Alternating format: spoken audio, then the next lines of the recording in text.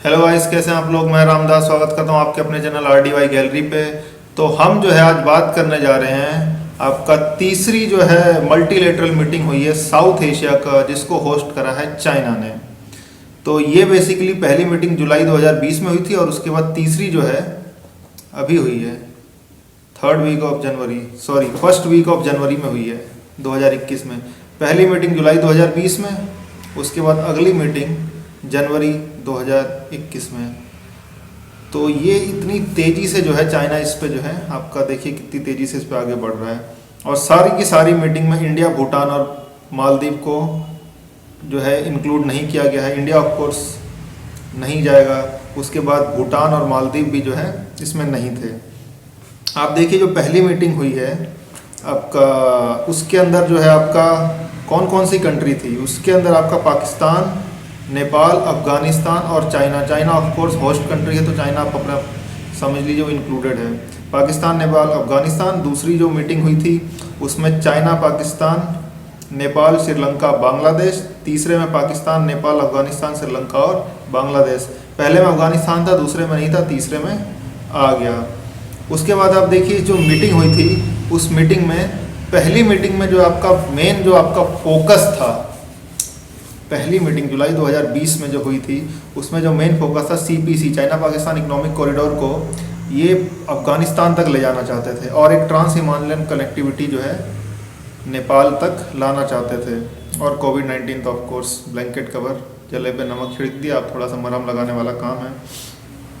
उसके बाद जो तीसरी मीटिंग हुई इनमें इनका मेन एजेंडा जो था आपका कोविड-19 और आपका पॉवर्टी के ऊपर, क्योंकि भैया जब धंधा मंदा होगा, नौकरियां जाएंगी तो गरीबी आएगी, उसके ऊपर था। और माना ये जा रहा है कि तीसरी मीटिंग में ऑलमोस्ट सारी कंट्री इनिशियल कंसेंसस के ऊपर जा चुकी हैं, शुरुआती जो है चीज़ें बनाने के ऊपर काम कर रही हैं। तो ये एक चाइना का नया अप्रोच माना जा रहा है मल्टीलेटरिज्म, क्योंकि चाइना इसमें बिलीव नहीं करता है, हम ही हम हैं, बाकी सब जगह कुछ नहीं है वाला हिसाब था। तो चाइना जो है एक नया अप्रोच मल्टीलेटरिज्म के साथ साउथ एशिया में बढ़ रहा है।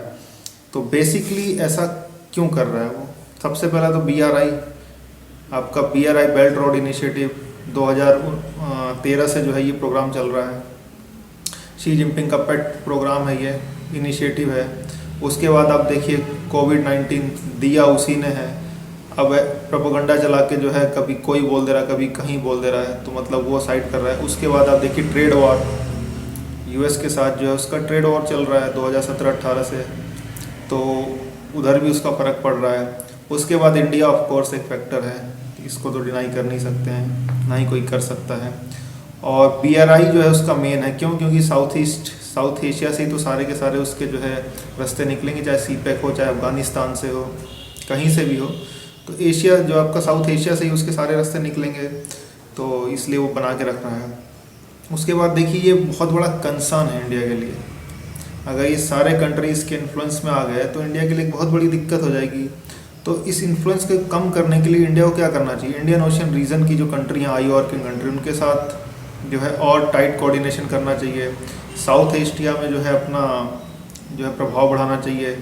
बिम्स्टेक, इंडिया इस पर बहुत फोकस कर रहा है और कहा यह जा रहा है कि इस पर आपके फोकस को कई गुना बढ़ाने की ज़रूरत है। उसके बाद जो है फॉरेन मिनिस्टर चाइना के जो है उन्होंने खड़े होकर ये बोला था कि आपका पेंडेमिक को पॉलिटिक्स से जोड़ा जा रहा है। तो पॉलिटिक्स से तो जोड़ा ही जाएगा ना, जब आपने दिया है तो जो बोओगे वही काटोगे, तो वही हिसाब है। उनको इसमें भी दर्द हो रहा है। उसके बाद IOR, इंडियन ओशन रीजन और बिम्स्टेक पे इंडिया बहुत अच्छे से काम कर रहा है। कहा जा रहा है कि कई गुना और स्पीड से इस पे काम करना है। और चाइना से जितनी फैक्ट्रियां बाहर निकल के आ रही हैं उनको इंडिया के अंदर लाने के लिए पूरी कोशिश करनी चाहिए। वियतनाम एक बहुत अच्छा एग्जाम्पल उभर के आया है। और चाइना जो है उसकी जितनी जो है फैक्ट्रियां बाहर निकल गई हैं सब वियतनाम के अंदर मैक्सिमम गई हैं। और इंडिया को सब पास कर चुका है वियतनाम मैन्युफैक्चरिंग में। ये एक बहुत बड़ा सेटबैक है इंडिया के लिए और इस चीज़ को इंडिया को जो है उभरना पड़ेगा। मतलब सब पास का मतलब ये नहीं, कई गुना मार्जिन से कर चुका है। 19-20 ऊपर नीचे वियतनाम हो रहा है, जो कि आज से 4-5 साल पहले, 6 साल पहले कहीं नहीं था। और आप देखिए सारी कंट्रियों के लिए भी बहुत फ़ायदे की बात है। नॉन अलाइड मूवमेंट इंडिया ने चलाया था कब, 60-70s में, पंडित नेहरू के टाइम में 120 कंट्रियाँ इसकी मेंबर थी, जब पूरी दुनिया दो ध्रुवों में बटी थी, यूएस और रशिया। तो एक गुट यूएस का था, एक गुट रशिया का था, पर हमको चाहिए था कि भैया हमको दोनों का साथ चाहिए, तो हमने नॉन अलाइड मूवमेंट बनाया, NAM। 120 कंट्रियाँ चुनी और हमने दोनों हाथ से लड्डू लिए थे। जॉन एफ कैनेडी के टाइम तक इंडिया और अमेरिका के रिश्ते बहुत अच्छे थे, 1963 तक। 1963 में जॉन एफ कैनेडी का असैसिनेशन हो गया था, जो है यूएस के अंदर ही। तो उसके बाद से जो है इंडिया के रिश्ते जो है यूएस से बहुत ख़राब हुए और रशिया के साथ हमारे चलते रहे। उसके बाद ऊपर नीचे चलता रहा और सन 2000 के बाद जो है आफ्टर पोखरन, सन 2000 अटल बिहारी वाजपेयी के टाइम से जो है अमेरिका और इंडिया के रिश्ते फिर से बहुत अच्छे हो गए। तो हमने 50, 60, 70 साल जो है दोनों हाथों में लड्डू लिए हैं, आज भी लेते हैं, एक तरफ रशिया एक तरफ यूएस। तो अब वही काम जो है ये कंट्री भी कर रहे हैं, नेपाल, अफगानिस्तान, श्रीलंका, बांग्लादेश खास स्तर, बहुत खास स्तर पे जो अगर बांग्लादेश को आप देखोगे तो दोनों हाथों में लड्डू लिए बैठा है। उधर चाइना और इंडिया की राइवरली का जो है पूरा फायदा, राइवरली तो अब रही नहीं, अब तो जब से गलवान हुआ है उसके बाद तो वो राइवरली उससे पहले भले कह सकते हैं, लेकिन अब इसके बाद तो अब जो है विश्वासघाती बन चुका है चाइना। तो बेसिकली ये साउथ एशिया में सबको पता है कि इंडिया और चाइना जो है इस समय बहुत बड़े रेस में लगे पड़े हैं। तो जब हम नाम मूवमेंट चलाया था, रशिया और यूएस दोनों हाथों से लड्डू लिए थे, तो आज वहीं पे जो है आपका नेपाल भी बैठा है, बांग्लादेश भी बैठा है, और हम दोनों में से किसी को जाने नहीं देना चाहते। तो उसके भी हाथों में लड्डू है भाई, फ़ायदा कौन नहीं उठाता, उधर से भी पैसा इधर से भी पैसा, दबा के डेवलपमेंट करो। तो ऐसा अगर आपको देना है तो आपको अपनी कंट्री के अंदर जो है भैया फ्यूचर की फैक्ट्री बनना पड़ेगा, मैन्युफैक्चरिंग प्रोडक्ट के अंदर, और इंडस्ट्री रेवोल्यूशन 5.0 में आपको जाना पड़ेगा, आर्टिफिशियल इंटेलिजेंस के अंदर जो है आपको जाना पड़ेगा। तो इसके लिए आपको बहुत तेज़ी से इस पर काम करना पड़ेगा, क्योंकि आप किसी को ग्रांट, पैसा, हेल्प जो भी है आप कर पाओगे कब, जब आपके पास खुद पैसा रहेगा। हमारी इकनॉमी जो है ऑलमोस्ट $3 ट्रिलियन है और चाइना की इकनॉमी $15 ट्रिलियन है, 15 ट्रिलियन, यानी कि आपका 5 गुना, यूएस की 21। और एक रिपोर्ट आई है उसके हिसाब से चाइना जो है यूएस को सरपास कर देगा 2028 के अंदर। और ये एक बहुत ही बड़ा सेटबैक था कि जिस पेंडेमिक को चाइना ने दिया उसने पूरी दुनिया को तबाह करा, लेकिन आज चाइना की इकनॉमी इकलौती बची थी जो पॉजिटिव में थी, बाकी सब की सब निगेटिव में है। तो जो बाइडन यूएस में आ चुके हैं और उन्होंने एक इकोनॉमिक पैकेज का भी जो है ऐलान करा है, और 1.8, 1.6 ट्रिलियन के आसपास, और वो आगे भी करेंगे।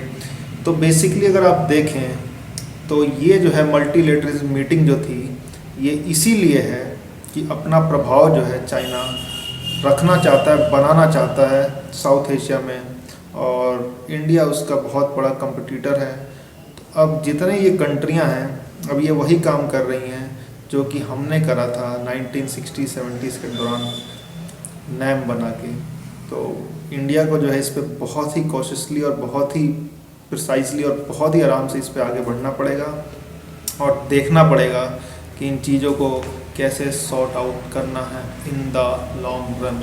सो till then wait and watch, situation है तो उसी के ऊपर हमें चलना है। Thank you.